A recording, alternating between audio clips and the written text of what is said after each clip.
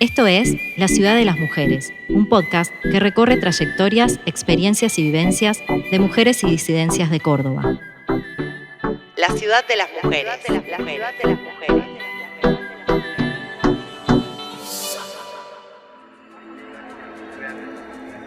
Les damos la bienvenida a La Ciudad de las Mujeres, un proyecto de la Asociación Civil Juntas por el Derecho a la Ciudad. Mediante una serie de podcasts vamos a conocer trayectorias, experiencias y vivencias de mujeres y disidencias de Córdoba. Soy Flor. Y yo, Juli. Y juntas vamos a estar acompañándoles en este recorrido. ¿Arrancamos? Las mujeres y disidencias protagonizamos conquistas de ampliación de derechos en distintos momentos y lugares. ¿Cuáles fueron nuestras demandas? ¿Cuáles son nuestras estrategias? ¿Tuvimos las mismas posibilidades que los varones? Uy, cuántas preguntas.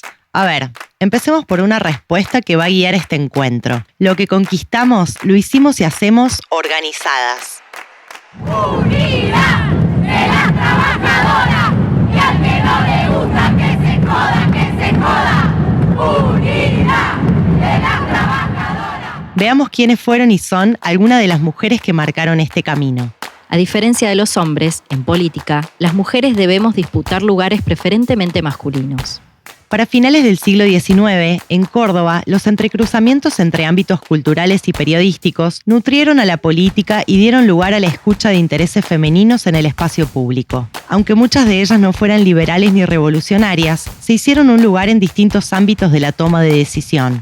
Claro, como es el caso de mujeres como María Eugenia Echenique, una de las primeras en dar un discurso en un club social, o como Tránsito Cáceres, creadora de sociedades de beneficencia nacional e internacional. Un tiempo de movilizaciones, porque como vimos en Productoras, por esa época hubo también mujeres trabajadoras organizadas por el reconocimiento de derechos sociales. Sí, a su vez, feministas comenzaron a intervenir en partidos políticos, como el Partido Socialista o la Unión Cívica Radical, para demandar derechos políticos como el derecho al voto, a administrar bienes y el derecho al divorcio. ¿Sabías que entre 1901 y 1902 en nuestra ciudad se dieron acaloradas discusiones sobre el proyecto de divorcio vincular? Escuchemos a ver qué nos cuenta Vicky Núñez, historiadora especializada en el tema.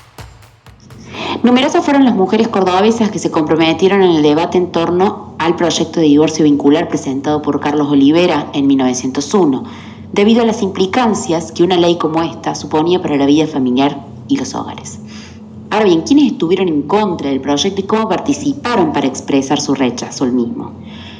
En contra del mismo, las mujeres fueron convocadas por la Iglesia Católica en pos de resistir a un proyecto que estimaban como perjudicial, atentatorio contra la piedra angular de la doctrina cristiana, la familia.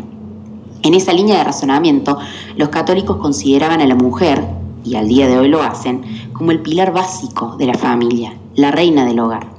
Por ende, era indudable que había que conquistar a las mujeres e incentivarlas a su participación política. Por supuesto, siempre bajo la órbita e influencia de la jerarquía eclesiástica. Las actividades públicas de estas damas se centraron en la junta de firmas, que luego van a ser publicadas en las páginas de los principales diarios locales, y algunas conferencias aisladas. Si bien el uso de las calles había sido planteado inicialmente, lo cierto es que a la larga estas mujeres acudieron al derecho de petición como medio de acción política.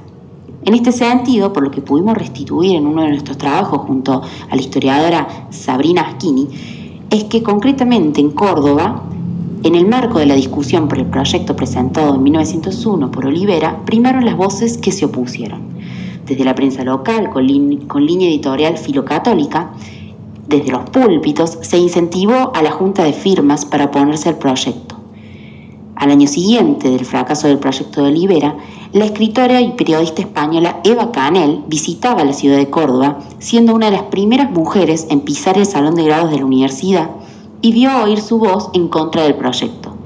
Canel había, además, mantenido un intercambio epistolar muy interesante con Carlos Olivera, presentando allí sus posiciones en torno al divorcio vincular. Ahora bien, del lado pro divorcio, los diversos posicionamientos conformaban un arco bastante más heterogéneo. No todas las mujeres coincidían sobre la urgencia de esta ley. Algunas consideraban que era tan solo un remedio para una situación mucho más penosa relativa a la falta de derechos políticos, civiles, educativos de las mujeres.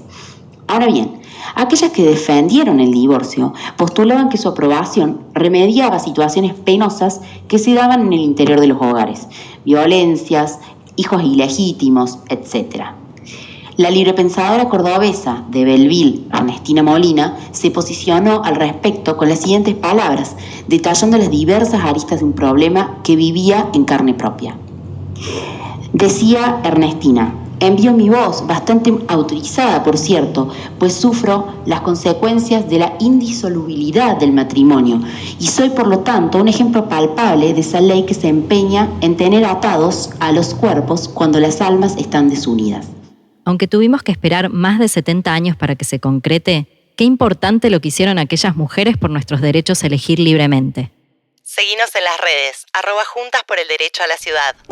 Córdoba es una ciudad diversa y desde siempre convivieron distintas posiciones políticas. La reforma universitaria de 1918 es un ejemplo de ello, donde se puso de manifiesto la transición de una sociedad tradicional a una sociedad liberal, donde las mujeres también fuimos protagonistas, aunque invisibilizadas en el relato oficial. Seguro te suenan los nombres de Deodoro Roca, Arturo Orgaz, pero ¿escuchaste sobre María Ofelia Grandoli? Fue una estudiante de ciencias médicas, militante en la reforma universitaria. En 1918, presidió junto a Ana Mori el Comité Femenino de la Asociación Córdoba Libre, siendo además delegada de la Escuela Profesional de Señoritas.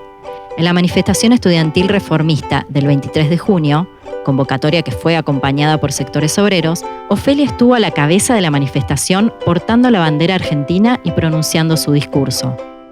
Vosotras, compañeras, que sé que las hay aquí presentes y que habéis dado este gran ejemplo, no reparéis jamás en vanos prejuicios. Avanzamos siempre con paso firme por los más crueles y áridos senderos, hasta la estrella luminosa que nos atrae en el vasto universo de las ciencias.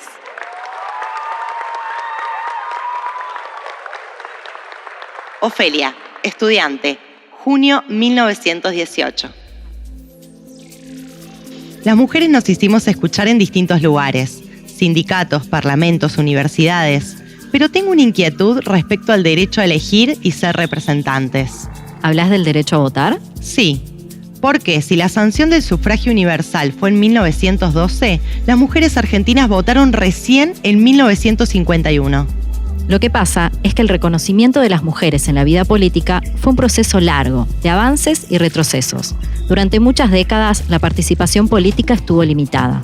Para la década de 1950, en el país las mujeres representaban casi el 50% del electorado, aunque hasta el momento no tenían representación parlamentaria. Recién para la elección del 11 de noviembre de 1951, se incorporaron en el Congreso argentino 23 diputadas y 6 senadoras nacionales.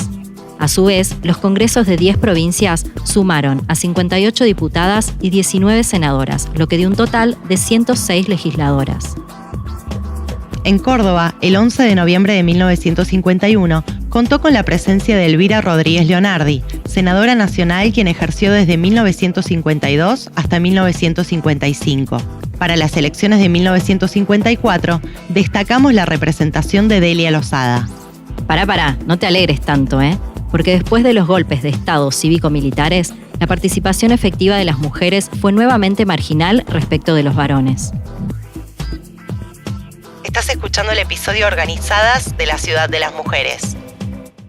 La política no se da solo en las instituciones, también ocurre en las calles, en las organizaciones, hasta en nuestras casas. Es decir, que para reflexionar sobre los protagonismos de las mujeres en política, tenemos que tener en cuenta no solo leyes, sino también los movimientos en la sociedad. Claro, como lo hacen las abuelas y madres de Plaza de Mayo. Ellas, desde una experiencia personal, desafiaron la represión del terrorismo de Estado y profundizan nuestra democracia.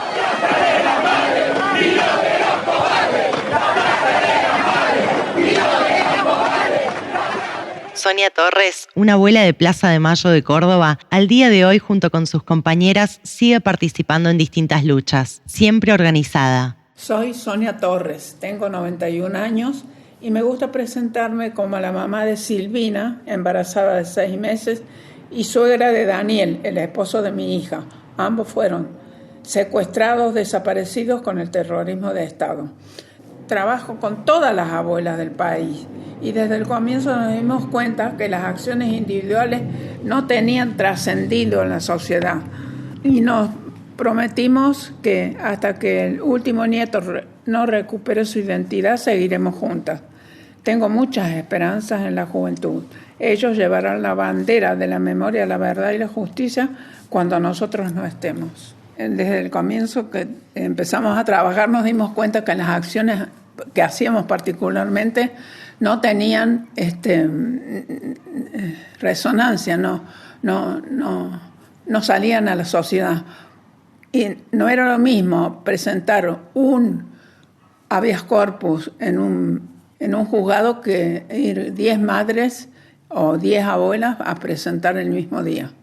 Tengo muchas esperanzas en la juventud de hoy. Me parece importante que se organicen porque nada se construye en soledad. La política también crece y se potencia en los barrios, desde la economía popular, desde merenderos, apoyos escolares, cuadrillas sanitarias, en la organización comunitaria de los cuidados. Gabriela Gauna, referente política, trabajadora de la economía popular y militante del movimiento Evita Córdoba, nos cuenta qué la impulsa cotidianamente. Mis sueños yo creo que ya dejaron de ser individuales. Creo que cuando uno ya, yo le decía el otro día, así como no tenemos soluciones individuales, después los sueños ya empiezan a ser colectivos.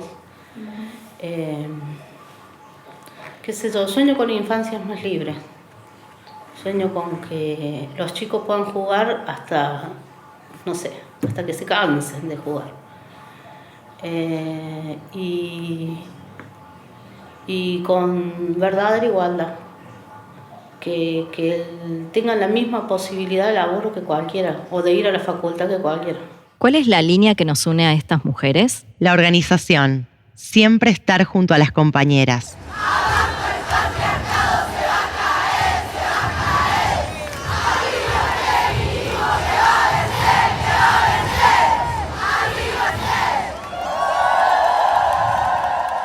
Pensemos en la ampliación de derechos lograda por el movimiento de mujeres y la masiva visibilización de nuestros reclamos desde aquel 3 de junio de 2015, cuando nos encontramos en las calles para gritar que vivas y libres nos queremos.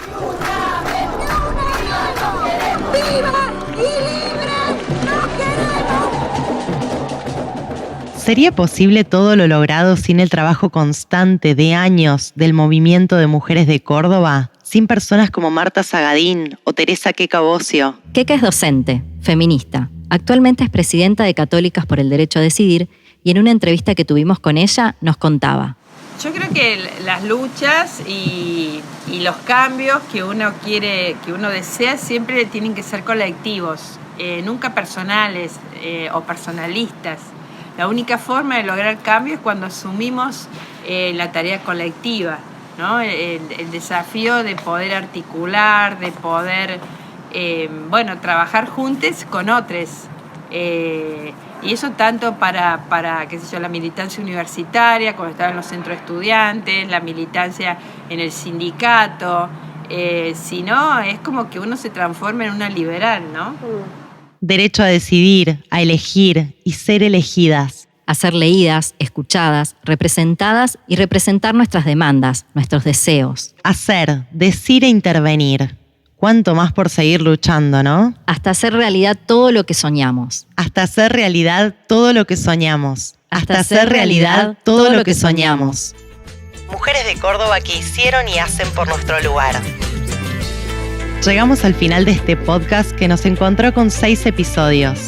Gracias por acompañarnos en este recorrido por la ciudad de las mujeres.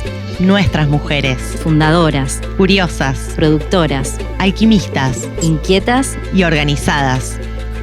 Si querés saber más de la ciudad de las mujeres, entra a juntasporelderecholaciudad.org.ar. Si te gustó este podcast, te invitamos a que lo compartas, a darnos un me gusta y a dejar un comentario en nuestras redes sociales. Agradecemos a quienes colaboraron con la Ciudad de las Mujeres, un proyecto de la Asociación Civil Juntas por el Derecho a la Ciudad, que fue financiado y apoyado por el Fondo de Mujeres del Sur, en el marco de la convocatoria Liderando desde el Sur.